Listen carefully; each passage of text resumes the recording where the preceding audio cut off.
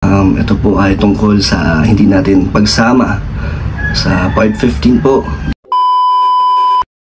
And hello guys, once again, welcome back to my channel. Panibagong araw at syempre panibagong reaction video na naman ang ating pag-uusapan. Welcome back to Chloe TV. Isang mapagpalang araw po sa inyong lahat guys. Ang sulok man kayo ng mundo, lalong-lalo na sa ating mga OFW na palaging nakasuporta sa ating kalingap. Marami pong salamat sa inyo.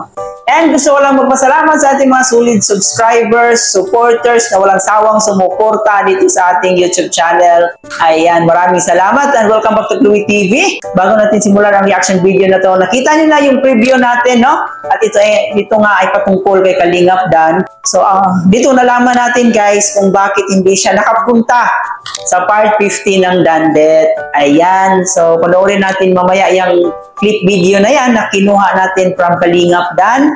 So sa mga hindi pa nakapag-subscribe ni Kalingap Dan, mag-subscribe na kayo kasi napakaganda na kanyang channel. Marami kayong makukuhang inspirasyon. So suportahan natin yung mga charity works ni Kalingap Dan. Yun nga, bago natin simulan ang reaction video na to, gusto ko lang magpasalamat at palagi po natin suportahan ang pinakaama ng Kalingap, si Kuya Bal Santos Matubang, si Ate Edna Vlog, si Kalingap Rob, and of course si Jack Matubang. Lahat ng K-Boys, lahat ng charity vloggers sa Pilipinas, suportahan natin sila kasi napakaganda po ng kanilang advokasya. Ito po ay para sa ating mga kababayang hihirap. Suportahan din po natin ang ating mga kapwa Kalingap reactors na talaga namang dumidepensa at laging nakasuporta sa ating Kalingap team.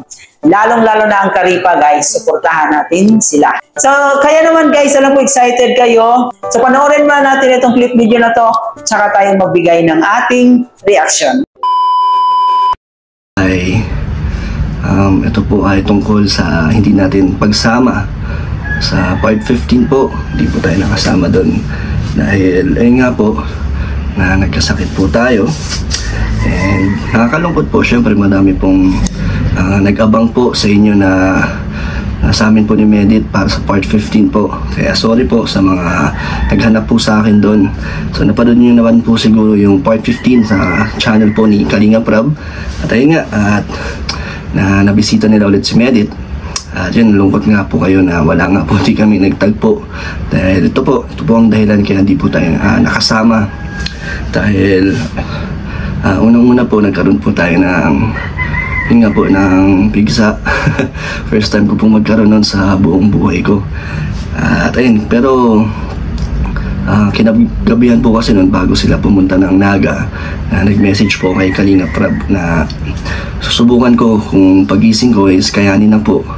Kakayanin ko, sasama tayo. Kaso yun nga, pagising ko mas bumigat ang ating pakiramdam, mas masama na medyo nagkalagnat din po tayo.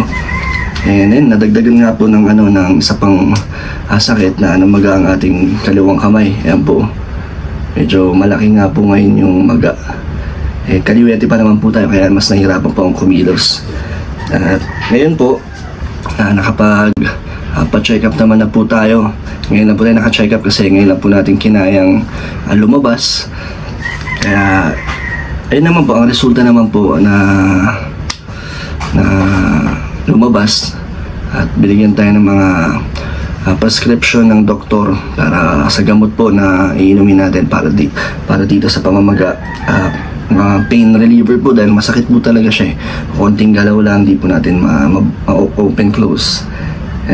Talagang kailangan din ingatan po dahil baka lalong mamaga. So ngayon, nabigyan tayo ng antibiotics po at syempre sa pamamaga. Kaya sana, hopefully, mga sumunod na araw ay unti-unti na pong gumaling.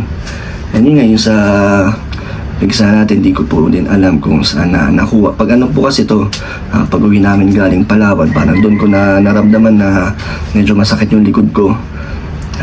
Di ko rin kasi alam kung akala ko noong una parang may tigyawat lang yata or something na kinakapak ko kasi hindi ko naman po makikita hanggang sa habang tumatagal sumasakit sobra. Kaya ayun, napag-isip-isip ko baka pigsa nga po. And yun nga po guys, no, talagang nakakaawa si Kalingap Dan. Nag-ano pa yung niya dito, ano tawag doon? Nag-inflame, di ba? Kung sa Bisaya pa kayo, naghubag, di ba? And meron pala siyang pigsa.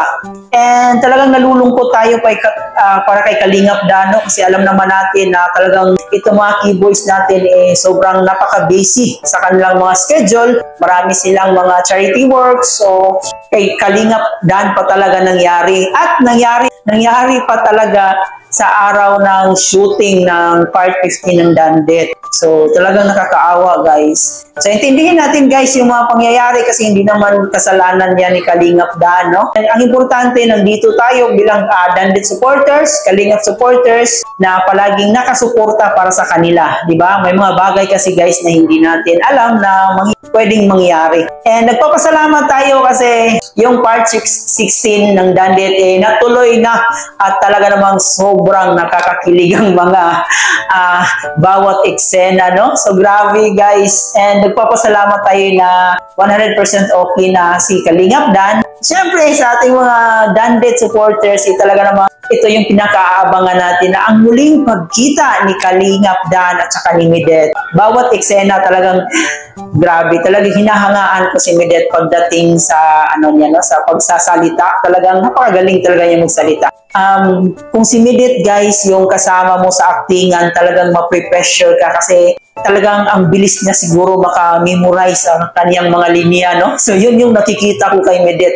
Kasi sobrang galing talaga niya when it comes sa pagsalita, di ba? Napaka-professional niya pagdating sa pagsasalita.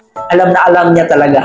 So, ayan, sobrang kilig ng Part 16. Talaga naman. And sa mga di pa nakapanood nito, ayan guys, panoorin niyo po yung Part 16. Siguro bukas magbibigay tayo ng kilig at saka tawanan doon sa Part 16 ng Dandet, no? So bibigyan natin ng reaction video yon. Abangan niyo po guys, baka bukas.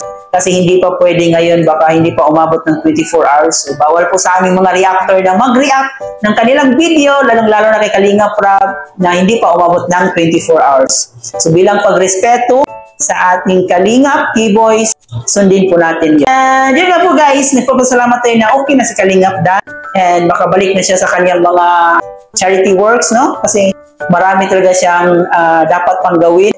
Nung nagpalawan sila, matagal-tagal din yung hindi sila nila sa kanilang mga gawain, sa kanilang mga charity works. So siguro marami pang mga pending at nagkataon pa na nagkasakit itong si Kalingap Dan. So we hope na maging okay na siya 100% para magawa na niya yung mga dapat din gawin.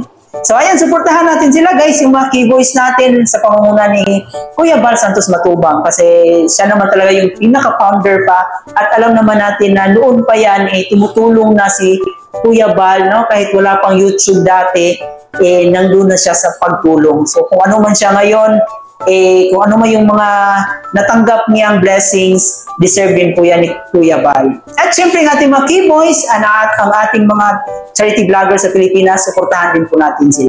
So ayan lang guys, nag-enjoy kayo. Kung di pa kayo nakapag-subscribe dito sa ating channel, huwag niyo kalimutan mag-subscribe. And syempre mag-like and share na rin kayo para mas mapanood pa ito ng ating mga kababayang Kalingap supporters, di ba? And yun lang, hanggang dito na lang muna yung reaction video natin. Ako nga po pala si Chloe TV. Maraming salamat sa panonood.